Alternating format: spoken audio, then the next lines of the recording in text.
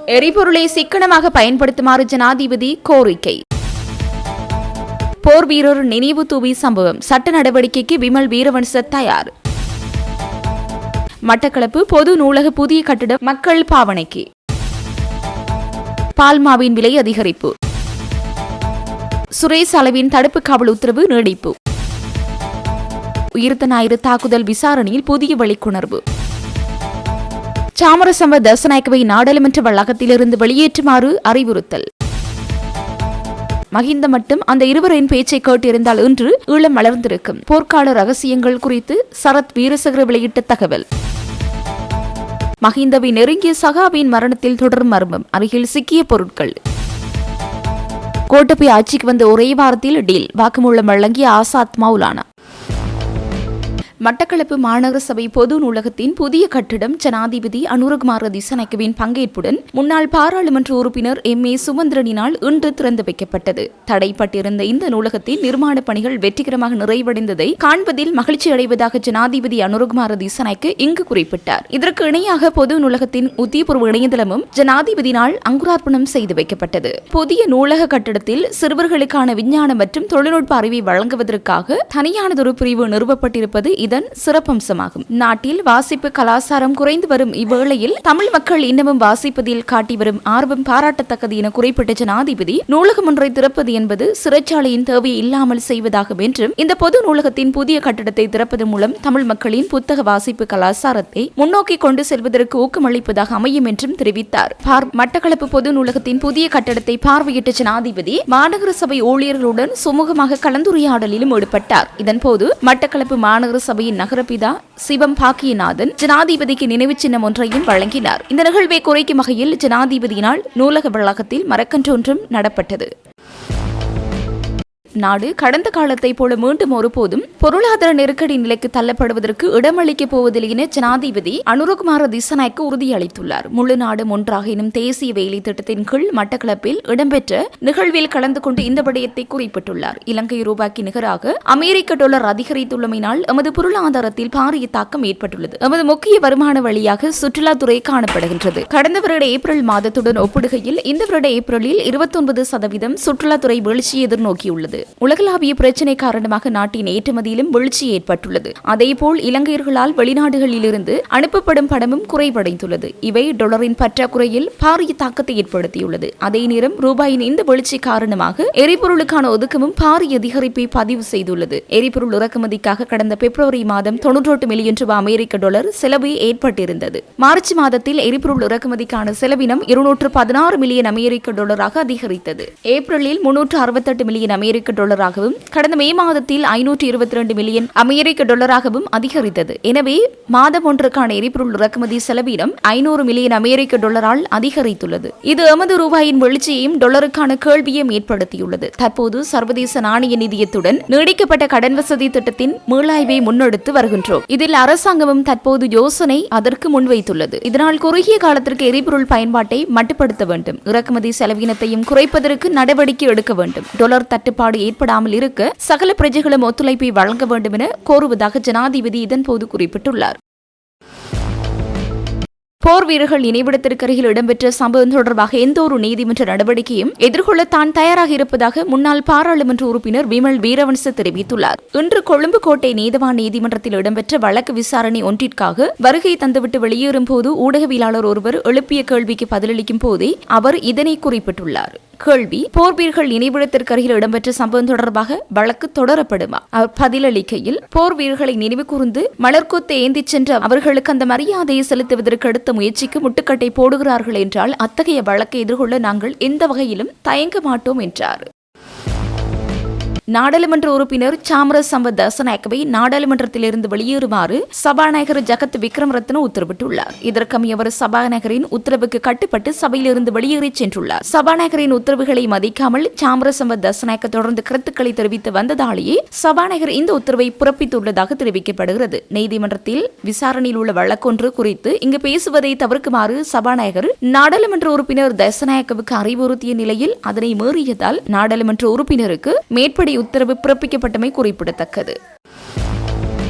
கிராமப்புற வீதி நிர்மாணம், குடிநீர் விநியோகம் மற்றும் திடக்கழிவு பிரச்சினைகளை தீர்ப்பதற்கு அடுத்த வரவு செலவு திட்டத்தில் விசேட அவதானம் செலுத்தப்படும் என ஜனாதிபதி அனுரகுமார திசாநாயக்க தெரிவித்தார். மட்டக்களப்பு மாவட்ட செயலகத்தில் நடைபெற்ற விசேட மாவட்ட ஒருங்கிணைப்பு குழு கூட்டத்தில் கலந்து கொண்டு கருத்து தெரிவிக்கும் போது ஜனாதிபதி இதனை தெரிவித்தார். மட்டக்களப்பு மாவட்டத்தின் குடிநீர், நீர்ப்பாசனம் மற்றும் கைத்தொழில் தேவைகளுக்கான நீர்வழங்கல் திட்டங்கள் குறித்து மக்கள் பிரதிநிதிகளும் பொதுமக்களும் இணைந்து கலந்துரையாடி அறிக்கை ஒன்றை சமர்ப்பிக்குமாறு ஜனாதிபதிக்கு இங்கு அறிவுறுத்தினர். இதுகுறித்து கலந்துரையாடுவதற்காக நீர்வழங்கல் சபையின் தலைவர் உள்ளிட்ட அதிகாரிகளை இப்பகுதிக்கு அனுப்ப உள்ளதாகவும் அவர் குறிப்பிட்டார். பாரிய அளவிலான திட்டங்கள் நடைமுறைப்படுத்தப்படும் வரை பொதுமக்களின் குடிநீர் பிரச்சினையை தீர்ப்பதற்கு தற்காலிகமாக அவசர நடவடிக்கைகளை எடுக்குமாறும் ஜனாதிபதி அதிகாரிகளுக்கு பணிப்புரை வழங்கினார். அத்துடன் நீர்வழங்கல் சபையினால் இதுவரை திட்டமிடப்பட்டுள்ள அனைத்து திட்டங்களுக்கும் தேவையான நிதி ஒதுக்கீடுகள் வழங்கப்படும் என்றும் ஜனாதிபதி அனுரகுமார திசாநாயக்க மேலும் தெரிவித்தார். இதேவேளை மாவட்டத்தின் வீதிகள் மற்றும் பாலங்கள் அமைக்கும் திட்டங்களின் முன்னேற்றம் மற்றும் எழுந்துள்ள பிரச்சினைகள் குறித்த கூட்டத்தில் விசேட கவனம் செலுத்தப்பட்டதுடன் திட்டமிட்டுள்ள அனைத்து வீதிகளினதும் நிர்மாண பணிகளை இவ்வருடத்திற்குள்ளேயே ஆரம்பிக்குமாறு அதிகாரிகளுக்கு ஜனாதிபதி அறிவுறுத்தினார். மாவட்டத்தின் காணி பிரச்சினைகள், வனவிலங்கு திணைக்களத்தின் கீழ் உள்ள மேய்ச்சல் தரைகள் தொடர்பாக எழுந்துள்ள பிரச்சினைகள் மற்றும் அவற்றுக்கான சாத்தியமான தீர்வுகள் குறித்தும் இங்கு விரிவாக ஆராயப்பட்டது.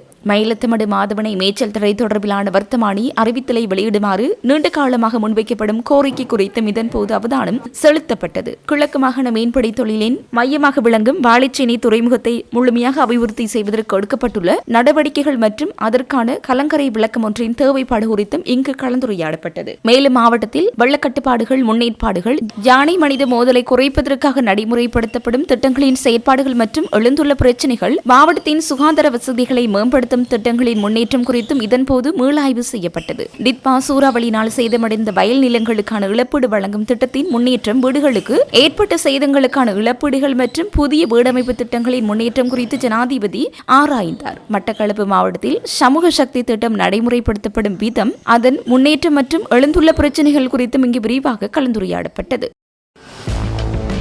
பயங்கரவாத தடைச்சட்டத்தின் கீழ் குற்றப்புலனாய்வு திணைக்களத்தின் கீழ் தடுப்பு காவலில் வைக்கப்பட்டுள்ள அரச புலனாய்வு சபையின் முன்னாள் பணிப்பாளர் சுரேசாலை தொடர்பான வழக்கை மீண்டும் ஜூலை மாதம் 1ஆம் தேதிக்கு ஒத்திவைக்குமாறு கொழும்பு கோட்டை நீதவான் நீதிமன்றம் உத்தரவிட்டுள்ளது. அதுவரை அவரை தடுத்து வைத்து காவலில் வைத்திருக்குமாறும் அன்றைய தினம் நீதிமன்றத்தில் முன்னிலைப்படுத்த நடவடிக்கை எடுக்குமாறும் கொழும்பு கோட்டை நீதவான் பசன் அமரசேன உத்தரவு பிறப்பித்துள்ளார். பலத்த பாதுகாப்பு ஏற்பாடுகளுக்கு மத்தியில் குற்றப்புலனாய்வு திணைக்கள அதிகாரிகளினால் சுரேசாலை இன்று நீதிமன்றத்திற்கு அழைத்து வரப்பட்டிருந்தார். உயிர்த்த ஞாயிறு பயங்கரவாத தாக்குதல் சம்பவம் தொடர்பில் மேற்கொள்ளப்பட்டு வரும் விசாரணைகளுக்கு அமைவாக சுரேசாலை கடந்த பிப்ரவரி மாதம் குற்றப்புலனாய்வு திணைக்களத்தினரால் கைது செய்யப்பட்டிருந்தார். அதனைத் தொடர்ந்து பயங்கரவாத தடுப்புச் சட்டத்தின் கீழ் அவர் குற்றப்புலனாய்வு திணைக்களத்தின் காவலில் வைக்கப்பட்டு விசாரணைக்கு உட்படுத்தப்பட்டு வருகின்றமை குறிப்பிடத்தக்கது. இறக்குமதி செய்யப்படும் பால்மாவின் விலைகளை அதிகரிப்பதற்கு தீர்மானித்துள்ளதாக பால்மா இறக்குமதியாளர்கள் சங்கம் அறிவித்துள்ளது. இதன்படி 400 கிராம் பால்மா பக்கெட்டின் விலை 50 ரூபாவினாலும் 1 கிலோகிராம் பால்மா பக்கெட்டின் விலை 125 ரூபாவினாலும் அதிகரிக்கப்பட்டுள்ளது. சந்த நிலைமைகள் மற்றும் நாணய மாற்று வீத நிலைமைகளை கருத்தில் கொண்டு இந்த தீர்மானம் எடுக்கப்பட்டுள்ளதாக தெரிவிக்கப்பட்டுள்ளது.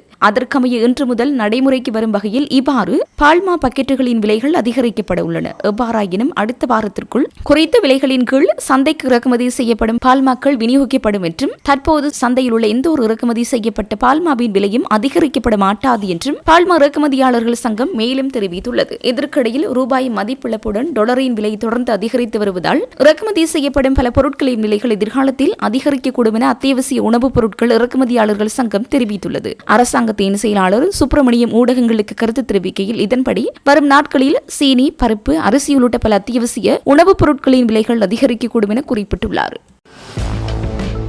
பாராளுமன்ற உறுப்பினர் ராமநாதன் அர்ச்சுனாவினால் தெரிவிக்கப்படும் இனவாத கருத்துக்கள் அடிப்படையற்றவை. இவ்வாறான நகைச்சுவையாளர்களால் அரசாங்கம் ஒருபோதும் கலக்கமடையாது. அவரின் நடத்தைகள் பற்றி அனைவரும் அறிவர் என்பதால் அவர் கூறும் விடயங்களை எவரும் கவனத்தில் கொள்வதில்லை என பதில் அமைச்சரவை பேச்சாளர் அமைச்சர் விஜிதஹேர தெரிவித்தார். அமைச்சரவை தீர்மானங்களை அறிவிக்கும் வாராந்த ஊடகவியலாளர் மாநாடு நேற்று கொழும்பில் உள்ள அரசாங்க தகவல் திணைக்களத்தில் நடைபெற்ற போது இவர் இதனை தெரிவித்தார். அவர் மேலும் குறிப்பிடுகையில், பாராளுமன்ற உறுப்பினர் ராமநாதன் அர்ச்சுனாவின் நடத்தைகள் தொடர்பில் அனைவரும் அறிவர். எனவே அவரால் கூறப்படும் விடயங்களை அடிப்படையாக கொண்டு பதற்றம் அடைய தேவையில்லை. அவரால் தெரிவிக்கப்படும் இனவாத கருத்துக்கள் முக்கியத்துவம் உடையவில்லை, அவை அடிப்படையற்றவை. இவ்வாறான நகைச்சுவையாளர்களால் அரசாங்கம் கலக்கமடையாது, மக்களும் பதற்றமடைய மாட்டார்கள். அவர்கள் அவற்றை அங்கீகரிக்கப் போவதில்லை என்றார்.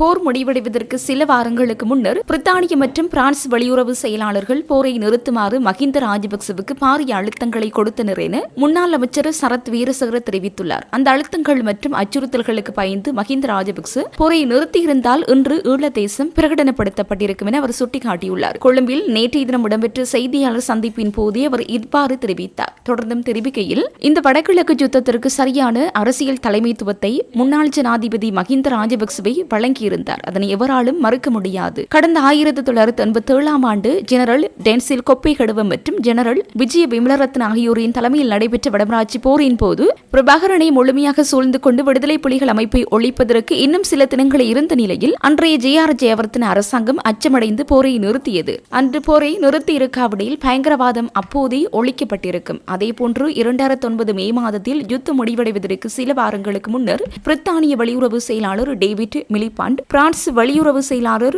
பெர்னார்ட் குஷ்னர் மற்றும் அமெரிக்க தூதுவர் ரோபர்ட் பிளேக் ஆகியோர் ஒன்றிணைந்து போரை நிறுத்துமாறு மஹிந்த ராஜபக்சவுக்கு பாரிய அழுத்தங்களை கொடுத்தனர். அன்று அவர் அந்த அச்சுறுத்தல்களுக்கு பயந்து போரை நிறுத்தியிருந்தால் இன்று இந்த நேரம் ஈழநாடு பிரகடனப்படுத்தப்பட்டிருக்கும். அந்த அழுத்தங்களுக்கு பணியாது போரை வெற்றிகரமாக முடித்து வைத்த பெருமை மஹிந்த ராஜபக்சவுக்கு உரியதாகும் என்று அவர் குறிப்பிட்டுள்ளார். ஸ்ரீலங்கன் ஏர்லைன்ஸ் நிறுவனத்தின் முன்னாள் பிரதம நிறைவேற்று அதிகாரி கபில சந்திரசேன மர்மமான முறையில் உயிரிழந்த சம்பவம் தொடர்பில் இதுவரை 10க்கு மேற்பட்டவர்களிடம் வாக்குமூலங்கள் பெறப்பட்டுள்ளன. ஸ்ரீலங்கன் ஏர்லைன்ஸ் நிறுவனத்திற்கு ஏர்பஸ் விமானங்களை கொள்வனவு செய்யும் போது பல டாலர்கள் லஞ்சமாக பெற்றார் என்ற குற்றச்சாட்டின் கீழ் கபில சந்திரசேனவிற்கு எதிராக விசாரணை இடம்பெற்று வரும் நிலையில் கொள்ளுப்பட்டில் உள்ள வீட்டிலிருந்து கடந்த 8ஆம் தேதி சடலமாக மீட்கப்பட்டிருந்தார். கபில சந்திரசேனவின் மரணம் தொடர்பான நீதவான் விசாரணை கொழும்பு கோட்டை நீதவான் பசன் அமரசேன முன்னிலையில் நேற்று இடம்பெற்ற போதே சாட்சிகளாக சிலர் நீதிமன்றத்தில் வாக்குமூலம் அளித்துள்ளனர். கபில சந்திரசேனவின் மரணம் நிகழ்ந்த போது சம்பவ இடத்திற்கு சென்றிருந்த தனியார் வைத்தியசாலையில் செவிலியர் தனது சாட்சியத்தில் பின்வருமாறு கூறியுள்ளார். ஐயா, 8ஆம் தேதி காலை சுமார் 7:45 மணியளவில் வீடொன்றில் சுய நினைவின்றி நோயாளியொருவர் இருப்பதாக வாடிக்கையாளர் சேவை மையத்திற்கு ஒரு அழைப்பு வந்தது. இதையடுத்து நாங்கள் தொலைபேசி எண்ணை பெற்று நோயாளியின் விவரங்களை பதிவு செய்தோம். அவரது பெயர் கபில சந்திரசேன. சாரதி, ஆம்புலன்ஸ் உதவியாளர், நான் மற்றும் வைத்தியர் நாங்கள் 4 பேர் அங்கு சென்றோம். நாங்கள் வீட்டிற்கு சென்ற பிறகு வாசலுக்கு வந்த ஒருவர் தான் ஒரு வழக்கறிஞர் என்று கூறினார். இதன் பின்னர் நாங்கள் வீட்டிற்கு சென்றோம். அவர்கள் எங்களை மாடிக்கு அழைத்துச் சென்றனர். எங்கள் சாரதி மேலே வரவில்லை. அவர் முதல் மாடியில் இருப்பதாகவும் விளக்குகள் அணைக்கப்பட்டதாகவும் நோயாளியை காட்டினார்கள். அந்த அறையில் இருந்த படுக்கையில் ஒரு பை இருந்தது. அறையின் ஓரத்தில் தரையில் மண்டியிட்ட நிலையில் ஒருவர் படுத்திருந்தார். அங்கே ஒரு நாட்காலி இருந்தது. அவரது முகம் அந்த நாட்காலியில் இருந்தது. நான் அந்த நபரை பார்த்த போது அவரது கழுத்தில் ஒரு பெல்ட் இருந்தது. அப்போது எங்கள் வைத்தியர் அவரை பரிசோதித்துவிட்டு அவர் உயிருடன் இல்லை என்று கூறினார். அந்த படுக்கையில் துணிப்பையை பார்த்தேன். அதில் இரத்த சர்க்கரை அளவை கட்டுப்படுத்தும் சில மாத்திரைகள் இருந்தன. ஒரு அடையாள அட்டை இருந்தது. மேசையில் ஒரு தொலைபேசி இருந்ததாகவும் குறிப்பிட்டுள்ளார். இதன் பின்னர் நான் எங்கள் நிர்வாக அதிகாரியிடம் தகவல் தெரிவித்தேன். நிர்வாக அதிகாரி போலீசார் மற்றும் தடைவியல் மருத்துவருக்கு தகவல் தெரிவிக்குமாறு என்னிடம் கூறினார். அப்போது காலை சுமார் 8:15 மணியாக இருந்தது. அதன்படி செயல்பட்டேன் என்று தெரிவித்துள்ளார். ஸ்ரீலங்கன் ஏர்லைன்ஸின் முன்னாள் பிரதம நிறைவேற்று அதிகாரி கபில சந்திரசேனவின் மரணம் தொடர்பான விசாரணையில் அவரது இல்லம் மற்றும் அவர் மரணமடைந்த இல்லம் ஆகிய இரண்டிலும் இருந்த சிசிடிவி அமைப்புகள் இயங்கிய போதிலும் அவற்றில் தரவுகள் எதுவும் சேமிக்கப்படவில்லை என்று கொழும்பு குற்றத்தடுப்பு பிரிவினர் நீதிமன்றத்தில் அதிர்ச்சி தகவலை வெளியிட்டுள்ளனர். இந்த மர்ம மரணம் தொடர்பான வழக்கு விசாரணை நேற்று கொழும்பு கோட்டை நீதவான் பசன் அமரசேன முன்னிலையில் எடுத்துக் கொள்ளப்பட்ட போதே கொழும்பு குற்றத்தடுப்பு பிரிவினர் இந்த விவரங்களை சமர்ப்பித்தனர். கபில சந்திரசேன மரணமடைந்த இடமான முன்னாள் கிரிக்கெட் வீரர் அரவிந்த் டே சில்வாவின் இல்லம் மற்றும் மரணமடைந்தவரின் சொந்த இல்லம் ஆகிய இரண்டிலும் சிசிடிவி அமைப்புகள் இயங்கியுள்ளன. எனினும் திட்டமிட்டபடி தரவுகள் எதுவும் சேமிக்கப்படாமை பெரும் சந்தேகத்தை ஏற்படுத்தியுள்ளது. இதன் காரணமாக அந்த 2 சிசிடிவி அமைப்புகளினதும் டிபிஆர் இயந்திரங்களை சான்று பொருட்களாக நீதிமன்றத்தில் சமர்ப்பிக்கவும் அவற்றை அரசாங்க ரசாயன பயிற்பாளரிடம் அனுப்பி விசேட அறிக்கை பெறுவதற்கு நீதவானிடம் கொழும்பு குற்றத்தடுப்பு பிரிவினர் உத்தரவை கோரி நின்றனர். இதுகுறித்து சாட்சியம் அளிக்க சிசிடிவி அமைப்பை பொருத்திய பொறியியலாளரும் நீதிமன்றத்திற்கு வருகை தந்திருந்தார். நீதிமன்றில் மேலும் கருத்து தெரிவித்த அதிகாரிகள் கபில சந்திரசேன மரணமடைந்த அரவிந்த் டி சில்வாவின் வீட்டின் தரைத்தளத்தின் ஊடாக வாகனங்களை நிறுத்தும் கீழ் தரைத்தளத்தின் 2 இடங்களில் இருந்தும் வீட்டுக்கு செல்வதற்கு மேலும் 2 பிரத்யேக வழிகள் இருப்பது விசாரணைகளில் கண்டறியப்பட்டுள்ளது. எனினும் கடந்த 5ஆம் தேதி முதல் 7ஆம் தேதி வரையான காலப்பகுதியில் அந்த வழிகளின் ஊடாக எந்த ஒரு நபரும் சென்றதற்கான தகவல்கள் இதுவரை வெளியாகவில்லை என்று தெரிவித்தனர். கபில சந்திரசேன உயிரிழப்பதற்கு முன்னர் தொடர்பு கொண்ட தொலைபேசி தரவு அறிக்கைகளை பெற்றுக் கொள்வதற்கு மேலதிக கால அவகாசம் கோரப்பட்டுள்ளது. கபில சந்திரசேனவுக்கு பிணை பெற்றுக் கொள்வது தொடர்பாக அன்றைய தினம் சட்டத்தரணி விசாரணையை சந்திக்க சென்ற பணியாளர்களிடமும் இதுவரை வாக்குமூலம் பெறப்படவில்லை. அவர்கள் தற்போது வேறு விவகாரத்தில் கொழும்பு பிரதம நீதவான் நீதிமன்றத்தில் விளக்கமறியலில் வைக்கப்பட்டுள்ளனர். தன்னிடமிருந்து விசேட உத்தரவை பெற்று விளக்கமறியலில் உள்ள அந்த சாட்சிகளிடம் சிறைச்சாலைக்கு சென்று வாக்குமூலங்களை பெற்றுக்கொள்ள முடியும் என்று நீதவான் இதன்போது சுட்டிக்காட்டினார். இதுகுறித்து நகர்த்தல் பத்திரம் மூலம் நீதிமன்றத்திற்கு தெரியப்படுத்துவதாக போலீசார் அறிவித்தனர். சிசிடிவி காட்சிகள் மாயமாகியுள்ள விவகாரம் தென்னிலங்கையில் பெரும் பரபரப்பை ஏற்படுத்தியுள்ளது. இதேவேளை கபில சந்திரசேன உயிரிழந்த இடத்திலிருந்து 20 மாத்திரைகள் கண்டெடுக்கப்பட்டுள்ளது. குறித்த மாத்திரைகள் அரசாங்க ரசாயன பகுப்பாய்வரிடம் சமர்ப்பித்து அறிக்கை பெறுமாறு கொழும்பு குற்றப்பிரிவுக்கு கோட்டை நீதவான் பசன் அமரசேன நேற்று உத்தரவிட்டுள்ளார். பிரபல கிரிக்கெட் வீரர் அரவிந்த் அடி சில்வாவின் வீட்டுக்குள் கபில சந்திரசேன சந்தேகத்திற்கரமான முறையில் உயிரிழந்து கிடந்த இடத்திலிருந்து அடையாளம் தெரியாத 2 வகையான மருந்து மாத்திரைகள் காணப்பட்டுள்ளன. அதில் ஒரு வகையில் 9 மாத்திரைகளும் மற்ற வகையில் 11 மாத்திரைகளும் இருந்ததாகவும் கொழும்பு குற்றப்பிரிவின் அதிகாரிகள் முன்வைத்த தகவல்களை பரிசீலித்த பின்னரே நீதவான் இந்த உத்தரவை பிறப்பித்தார். உயிர்த்த ஞாயிறு பயங்கரவாத தாக்குதலின் பின்னர் மஹிந்த ராஜபக்ச, பசில் ராஜபக்ச மற்றும் நாமல் ராஜபக்ச ஆகியோர் மட்டக்களப்பு சிறைச்சாலையில் தடுத்து வைக்கப்பட்டிருந்த முன்னாள் ராஜாங்க அமைச்சர் சிவினிசுதுரை சந்திரகாந்தனை சந்தித்துள்ளதாக பிரதி சொலிசிட்டர் ஜெனரல் திலீப பீரிஸ் இன்று கோட்டை நீதவான் நீதிமன்றத்தில் தெரிவித்தார். கோட்டாபய ராஜபக்ச ஆட்சியை கைப்பற்றி ஒரு வார காலத்திற்குள் அவருக்கு பிணை பெற்றுத்தர நடவடிக்கை எடுக்கப்படும் என இவர்கள் இதன்போது தெரிவித்திருந்தமை தெரிய வந்துள்ளதாகவும் பிரதி சொலிசிட்டர் ஜெனரல் குறிப்பிட்டுள்ளார். சிவினிசுதுரை சந்திரகாந்தனின் முன்னாள் பிரத்யேக செயலாளர் ஆசாத் மௌலானாவிடம் பெறப்பட்ட வாக்குமூலங்களின் அடிப்படையில் பிரதி சொலிசிட்டர் ஜெனரல் இந்த தகவல்களை நீதிமன்றத்தில் வெளிப்படுத்தியுள்ளார். பிரான்சில் வசிக்கும் ஆசாத் மௌலானாவிடம் பிரான்ஸ் தூதரகத்தில் விசாரணை அதிகாரிகளால் வாக்குமூலம் பதிவு செய்யப்பட்டுள்ளதாக அவர் மேலும் தெரிவித்தார். சுமந்திரன் அரசியல் தேவைகளுக்காக முன்னாள் போராளிகள் மாவீரர்கள் தொடர்பான கருத்துக்களை கூறுகிறார். இது எவ்வளவு காலத்திற்கோ தெரியவில்லை என ஜாழ்ப்பாண பல்கலைக்கழக சிரேஷ்ட விரிவுரையாளர் மாணிக்க வாசகர் இளம்பிரையன் தெரிவித்துள்ளார். முள்ளிவாய்க்கால் நினைவேந்தலின் பின்னர் ஊடகவியலாளர் ஒருவர் ஜனாதிபதி சட்டத்திரணி M.A. சுமந்திரன் போர்க்குற்றம் தொடர்பான சர்வதேச விசாரணைகளுக்கு கால அவகாசம் கோரினார். புலிகளும் போர்க்குற்றங்கள் புரிந்தார்கள், அவர்களையும் விசாரிக்க வேண்டும். புலிகளால் காணாமலாக்கப்பட்டவர் தொடர்பாகவும் விசாரிக்க வேண்டும் என்றும் கடந்த காலங்களில் கூறினார். தற்போது தமிழரசு கட்சி முன்னாள் போராளிகளுக்கும் மாவீரர் குடும்பங்களுக்கும் தான் முன்னுரிமை உள்ளது என்று கூறுகிறார். இதுகுறித்து தங்கள் கருத்து என்ன என ஊடகவியலாளர் ஒருவர் வினவிய போது அவர் மேற்கண்டவாறு தெரிவித்தார். அது குறித்து அவர் மேலும் தெரிவிக்கையில், தமிழ்நாட்டு அரசியல் போலத்தான் நாங்கள் இதனை பார்க்க வேண்டும். மறைந்த தமிழக முதலமைச்சர் ஜெயலலிதா கூறிய விடயம் அரசியலில் நிரந்தர நண்பனும் இல்லை, எதிரியும் இல்லை என்று. அதுபோலத்தான் நமது அரசியல்வாதிகள் தற்போது செய்கின்றார்கள் என்பது எனது சுருக்கமான விடை. இதில் நிறைய விடயங்கள் உள்ளடங்கியுள்ளன. மேற்கூறியபடி நீங்கள் கூறிய வசனங்களை பயன்படுத்திய நபர் தற்போது முன்னாள் போராளிகள் மாவீரர் குடும்பங்களுடன் அரசியல் தேவைக்காக பாரு நடந்து கொள்கின்றீர்கள் என நீங்கள் பார்க்கின்றீர்கள். எங்களது தலைவிதியை தீர்மானிக்கும் வழியை நாங்கள் ஒருவரது கைகளில் கொடுக்கவில்லை. அந்த சட்டத்திரணி கூறிய கருத்துக்களுக்கு பல்கலைக்கழகமோ பல்கலைக்கழக சமூகமோ முற்போக்கான அமைப்புகளை எதிரான கருத்துக்களை தெரிவித்திருக்க வேண்டும். அவர் தன்னுடைய அறிவு கட்டிய வகையில் தனது கருத்துக்களை சொன்னார். அதை நாங்கள் ஏற்க வேண்டிய தேவையில்லை. விரும்பினால் நிராகரிக்கலாம், கட்டாயமாக ஏற்க வேண்டிய தேவையில்லை. ஆனால் இந்த மண்ணில் என்ன நடந்தது என்பதை நாங்கள் சரியான முறையில் அறிய வேண்டும். புலி போராளிகள் மனித உரிமைகள் மீறலில் ஈடுபட்டார்களா என்று நாங்கள் சிந்திக்க வேண்டும். அவர் அரசியல் தேவைக்காக இவ்வாறான கருத்துக்களை கூறியிருந்தார். தற்போது அவரது செயற்பாடுகளை பார்க்கின்ற போது எங்களது அரசியல் களத்திற்கு ஏற்றால் போல் தன்னை மாற்றியுள்ளார் போலத்தான் தெரிகிறது. இது எவ்வளவு காலத்திற்கோ தெரியவில்லை என்றார்.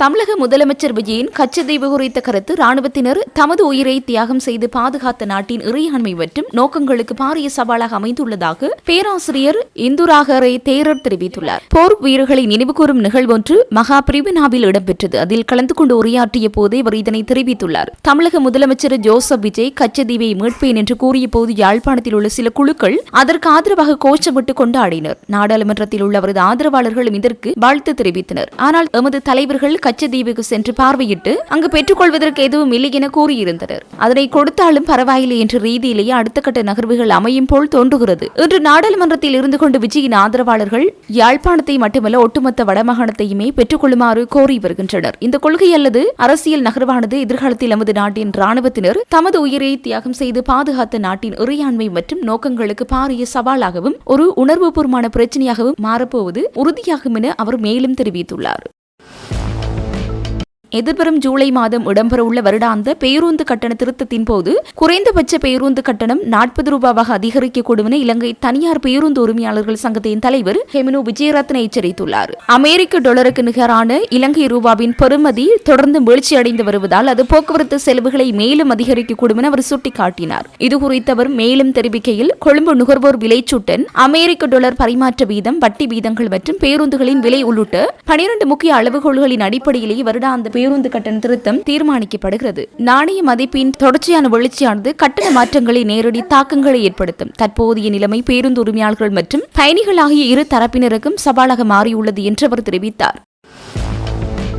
முன்னாள் ராஜாங்க அமைச்சர் சிவனேஸ்வரை சந்திரகாந்தன் எனும் பிள்ளையான் சிறையில் இருந்தபோது கோட்டபய ராஜபக்ச ஜனாதிபதியாக பதவியேற்று ஒரே வாரத்திற்குள் அவரை பிணையில் விடுவிப்பதற்கான திட்டங்கள் மற்றும் பேச்சுவார்த்தைகள் முன்னெடுக்கப்பட்டதாக பிரதி சொலிசிட்டர் ஜெனரல் திலீப பீரிஸ் இன்று கொழும்பு கோட்டை நீதவான் நீதிமன்றத்திற்கு தெரியப்படுத்தினார். பிள்ளையானின் முன்னாள் தனிப்பட்ட செயலாளரான அசாத் மௌலானாவிடமிருந்து பெறப்பட்ட வாக்குமூலங்களின் அடிப்படையிலே இந்த அதிர்ச்சி தகவல்களை பிரதி சொலிசிட்டர் ஜெனரல் நீதிமன்றத்திற்கு அறியப்படுத்தினார். தற்போது பிரான்சில் வசித்து வரும் ஆசாத் மௌலானாவிடம் பிரான்சில் உள்ள இலங்கை தூதரகத்தில் வைத்து விசேட புலனாய்வு அதிகாரிகள் வாக்குமூலம் ஒன்றை பதிவு செய்திருந்தனர். அந்த வாக்குமூலத்தின் விவரங்களை நீதிமன்றத்தில் சமர்ப்பித்த பிரதி சொலிசிட்டர் ஜெனரல் திலீப பீரிஸ், கடந்த 2019 ஆண்டு நடைபெற்ற ஜனாதிபதி தேர்தலில் கோட்டபய ராஜபக்ச வெற்றி பெற்று ஆட்சியை பொறுப்பேற்றுக் கொண்ட ஒரே வாரத்திற்குள் சிறையில் இருந்த பிள்ளையானை எப்படியாவது பிணையில் எடுப்பதற்கான விசேட வேலை திட்டங்கள் மற்றும் பேச்சுவார்த்தைகளை முன்னெடுத்திருந்ததாக ஆசாத் மௌலானா தனது வாக்குமூலத்தில் மிக தெளிவாக குறிப்பிட்டுள்ளார். இந்த விவகாரம் தொடர்பான மேலதிக விவரங்கள் மற்றும் வாக்குமூல ஆவணங்களும் இன்று நீதிமன்றத்தில் சமர்ப்பிக்கப்பட்டன.